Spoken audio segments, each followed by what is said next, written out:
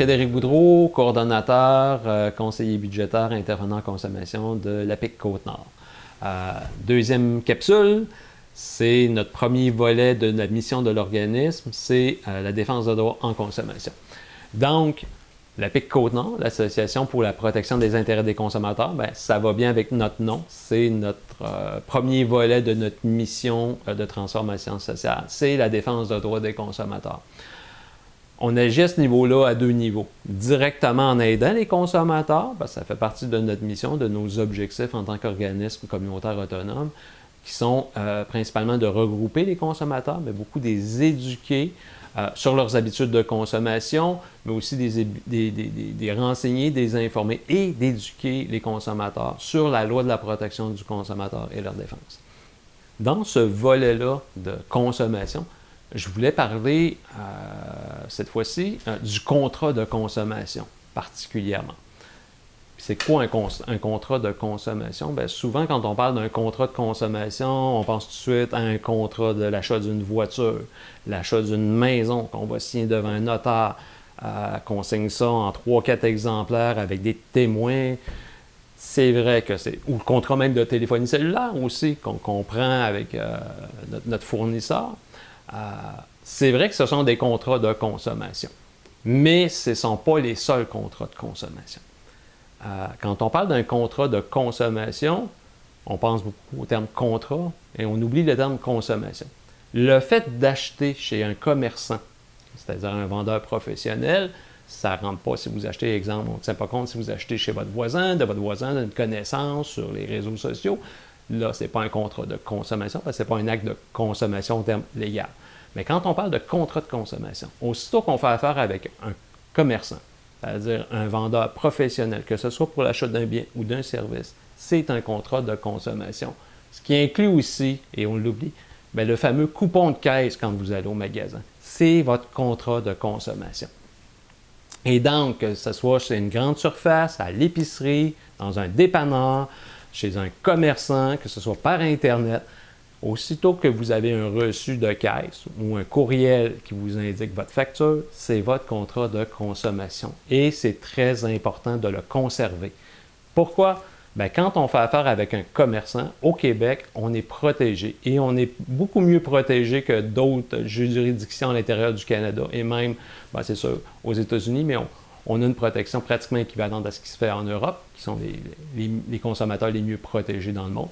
Donc, le fait d'avoir un contrat de consommation, de garder vos copies, oui, quand vous signez votre contrat d'achat de voiture, gardez vos copies, l'achat de la maison aussi, il faut conserver ses papiers, mais conservez aussi, quand vous allez acheter un ordinateur, un téléviseur, des meubles chez un commerçant, c'est très important de garder votre facture, votre reçu de caisse, tout contrat qu'on vous a dit, puis même la publicité.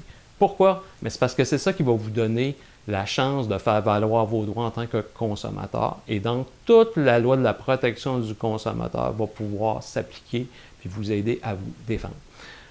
On le fait, comme je disais, en termes spécifiquement ou directement auprès des consommateurs de la région.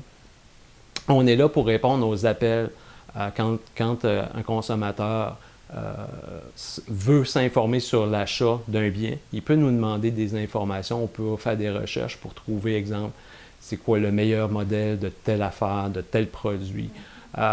S'il y a des études qui existent, on va les trouver. Malheureusement, il n'y a pas des études pour tous les produits, parce qu'il y a beaucoup de produits de consommation, mais on est là quand même pour renseigner, puis souvent donner des conseils justement avant l'achat.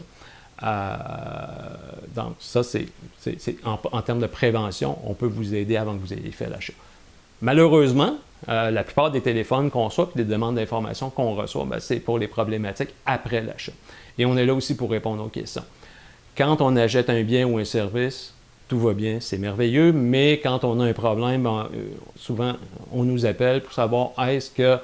Bien, on nous explique la problématique, puis souvent, on est là pour répondre aux questions des consommateurs, des consommatrices de la MRC Manicouagan, de dire bien, est-ce que vous êtes dans vos droits?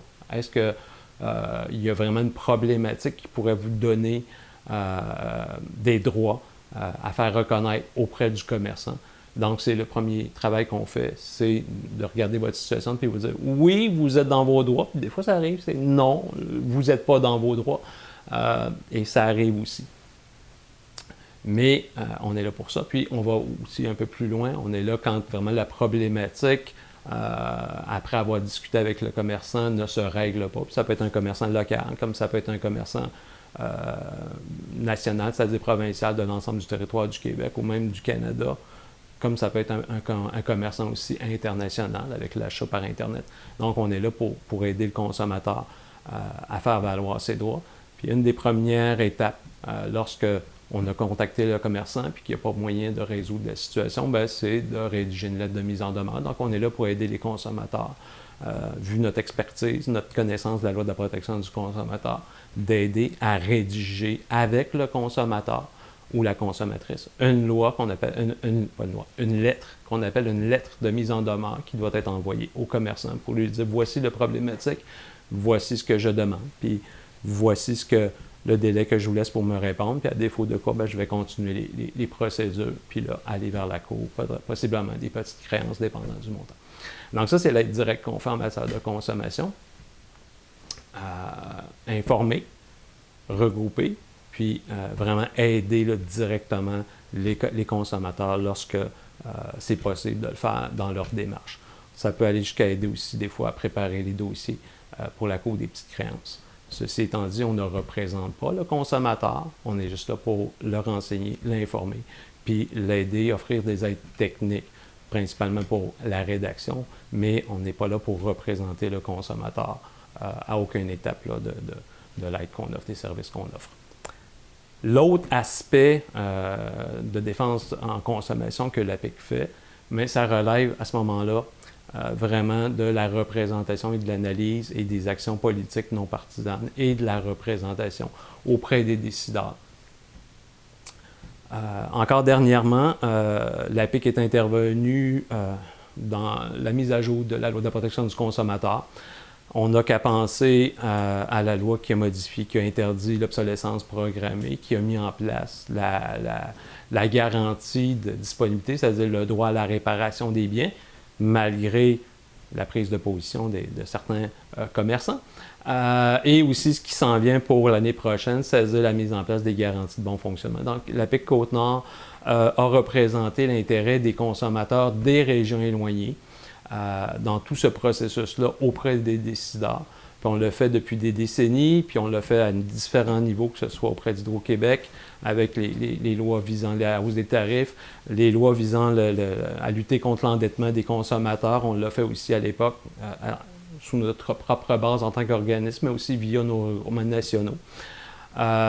Et on le fait aussi même en dehors même des fois de la consommation, parce que étant un organisme d'action communautaire autonome, on a siégé sur des conseils d'administration comme le RQAK, le Réseau québécois de l'action communautaire autonome, qui regroupe tous les secteurs de l'action communautaire autonome et qui sont intervenus, entre autres, sur le plan d'action gouvernementale en matière d'action communautaire qui a été mis en place il y a de ça 2 ans.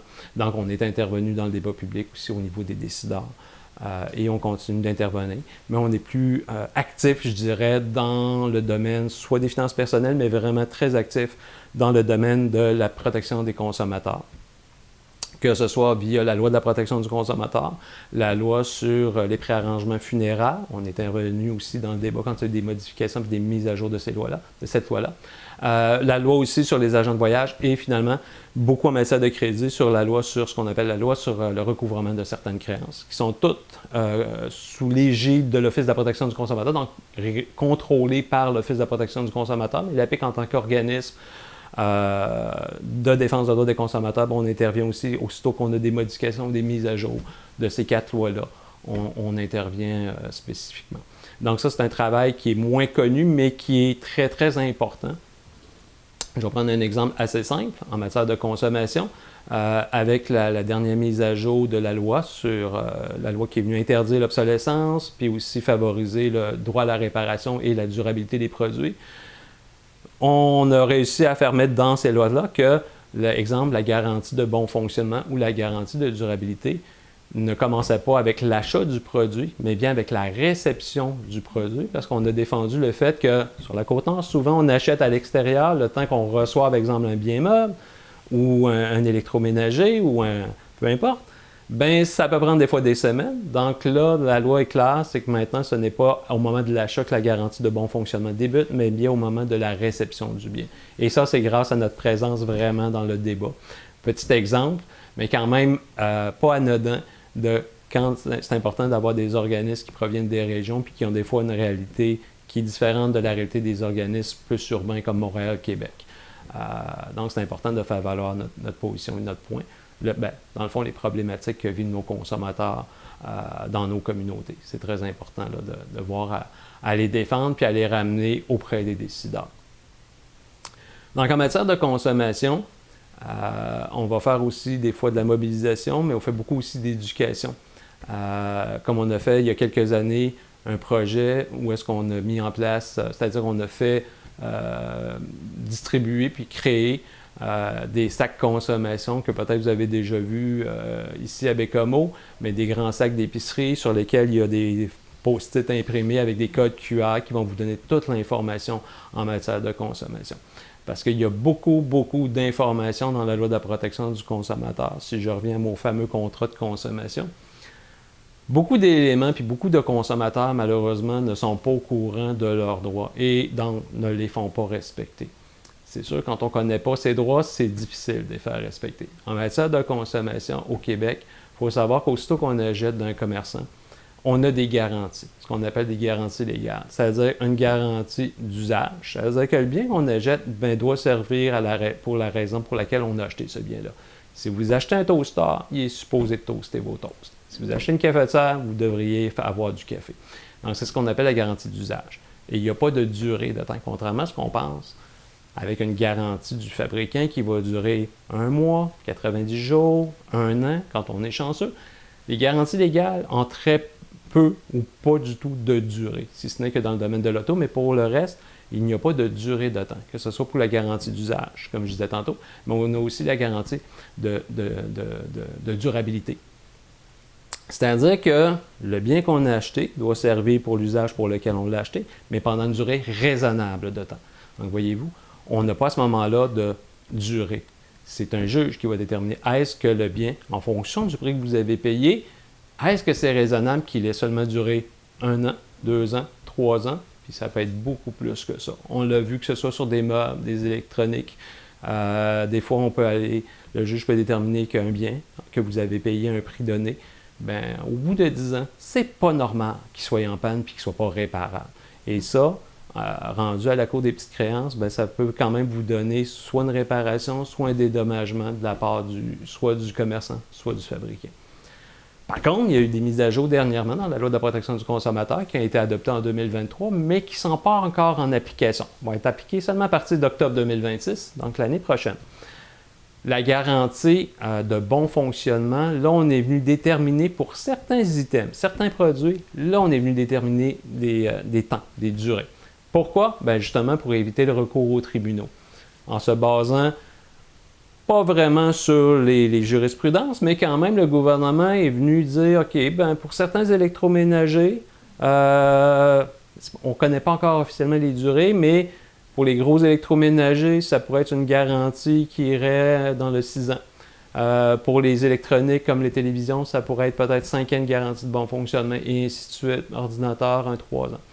Des choses comme ça. Ça va être à voir. On va savoir vraiment l'année prochaine. Mais le gouvernement, qui a écouté un peu les associations de consommateurs, mais pas autant qu'on l'aurait souhaité, est venu quand même fixer des durées très bien définies dans le temps qui vont permettre aux consommateurs de dire, OK, si dans mon délai de, que ce soit 6 ans, que ce soit 5 ans ou que ce soit 4 ans, peu importe, en fonction du bien que j'ai acheté, si mon bien brise durant cette période-là, le commerçant et ou le fabricant doivent soit me le réparer, soit me le remplacer, soit me rembourser. Donc, ça va être très intéressant, mais ce n'est pas en vigueur encore et ça ne sera pas rétroactif. Donc, si vous avez des achats importants à faire, je vous conseillerais d'attendre peut-être après octobre 2026.